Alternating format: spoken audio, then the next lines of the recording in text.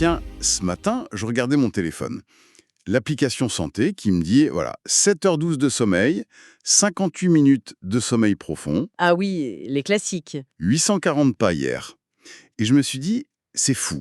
C'est fou comment on est obsédé par ces chiffres. On traque tout, les calories, le rythme cardiaque. Tout, absolument tout. On vit vraiment dans une culture de la performance corporelle.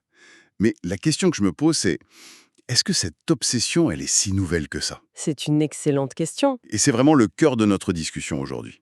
On va explorer un basculement, mais un basculement radical, une vraie inversion dans la relation entre le corps et l'âme. Un voyage dans le temps, en quelque sorte. Exactement, des gymnases de la Grèce antique jusqu'à nos salles de sport connectées. Et pour nous guider, on va s'appuyer sur un texte passionnant de Pierre Frazer, qui est linguiste et sociologue. Le texte s'appelle « Le progrès selon le transhumanisme, l'âme et le corps ». Un texte très éclairant. Notre mission, du coup, comprendre comment on est passé d'un monde où, disons, l'âme était le capitaine du navire, à une époque où le corps a complètement pris les commandes. C'est une transformation fondamentale et on va la décortiquer ensemble. Alors pour commencer, il faut faire un grand saut de 2500 ans en arrière.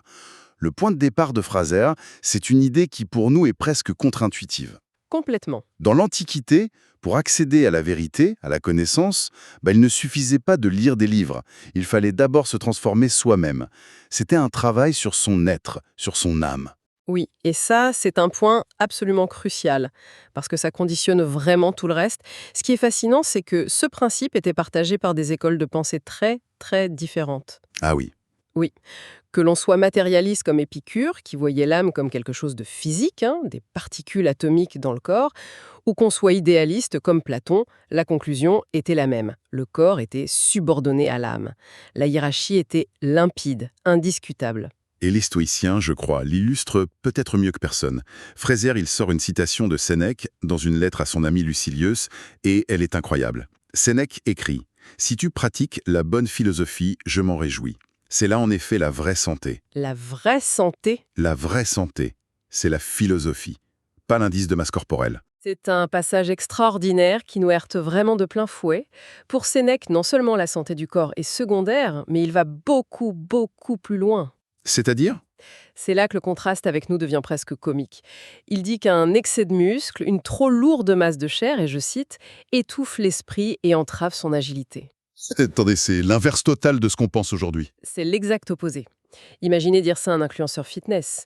Il met en garde très clairement, passer trop de temps à sculpter son corps, c'est prendre le risque d'émousser sa pensée, de la rendre moins vive. Donc, si je comprends bien, pour Sénèque, un champion olympique moderne, quelqu'un qui a vraiment consacré sa vie à la perfection physique, serait peut-être vu comme quelqu'un qui a négligé l'essentiel? C'est exactement ça. Il le verrait probablement comme une personne qui a mal hiérarchisé ses priorités. Et cette idée, ce n'était pas que les stoïciens. Bien avant, Platon disait déjà la même chose avec sa formule célèbre Ézénoise Somin.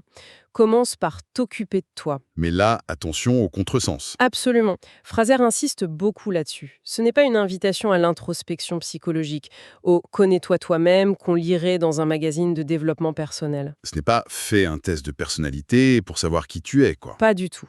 C'est un appel à prendre soin de soi. Et ça signifiait une thérapie active de l'âme. Un ensemble de pratiques, de méditation, d'exercices pour se rendre meilleur, plus juste.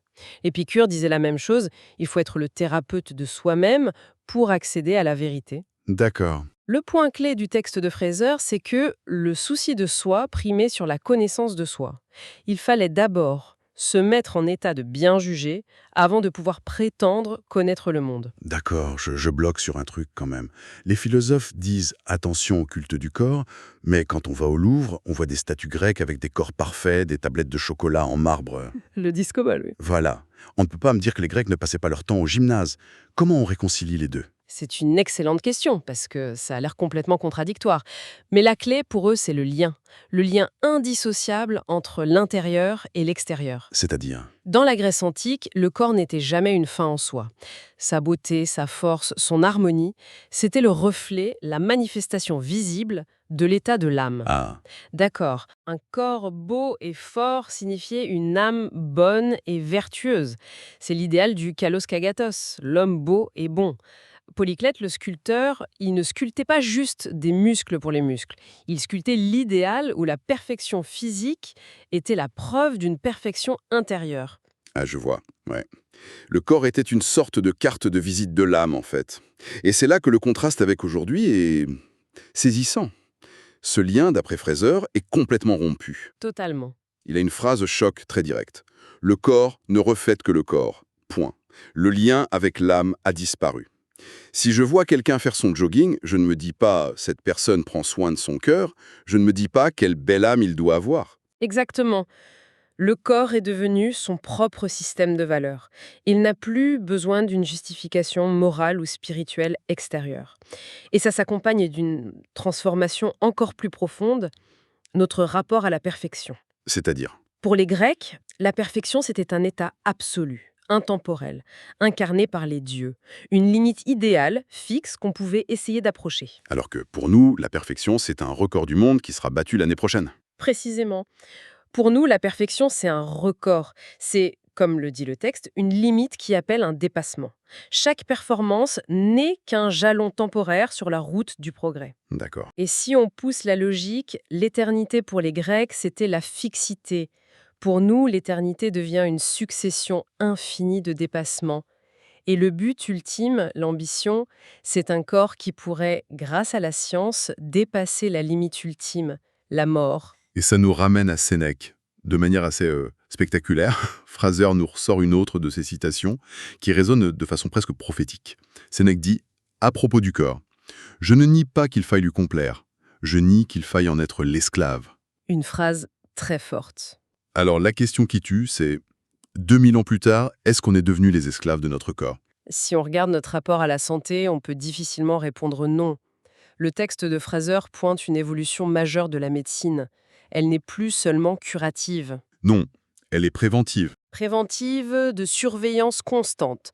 Les tests des dépistages, les bilans, et maintenant les applications qui mesurent tout en temps réel. Tout ça a eu un effet paradoxal. Selon Fraser, on a irrémédiablement rapproché l'horizon de la peur. C'est exactement ça, le paradoxe. On n'a jamais eu autant d'outils, autant de données, de contrôle apparent, et pourtant on dirait qu'on n'a jamais eu aussi peur. C'est ça.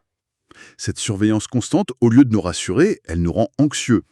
La peur d'une défaillance, d'un mauvais chiffre sur l'appli. Cette angoisse nous est, comme le dit Fraser, chevillée au corps.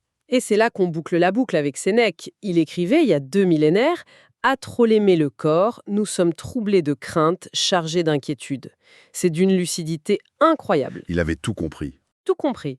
Le texte de Fraser conclut en rappelant que, même pour un matérialiste comme Épicure, le corps était un instrument de bonheur. C'était un moyen, pas une fin angoissante.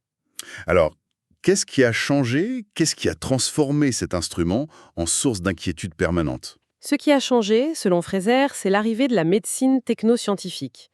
Elle a une caractéristique très particulière, elle transfère un savoir scientifique brut, souvent complexe et anxiogène, directement au patient. On nous donne les chiffres. Voilà, on vous donne des données, des pourcentages, des risques, mais, et c'est la phrase clé, sans pour autant savoir si ce dernier se révèle apte à l'accueillir.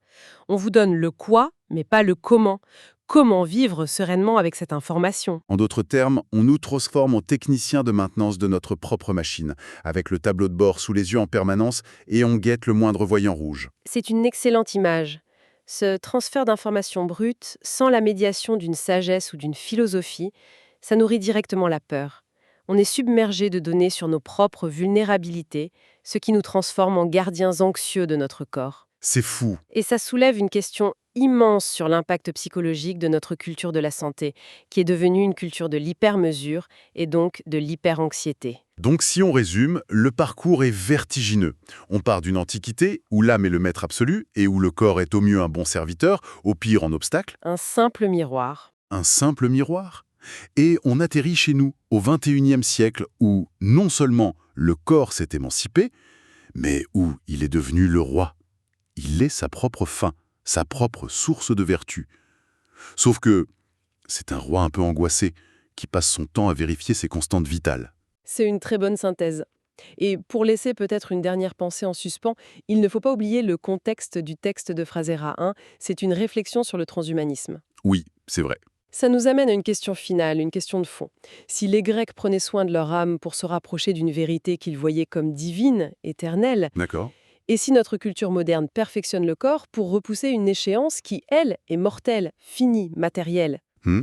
alors, quel type de vérité ou quel type de salut est-ce qu'on poursuit réellement aujourd'hui à travers ce culte de la performance corporelle? C'est peut-être la grande question que ce renversement historique nous pose.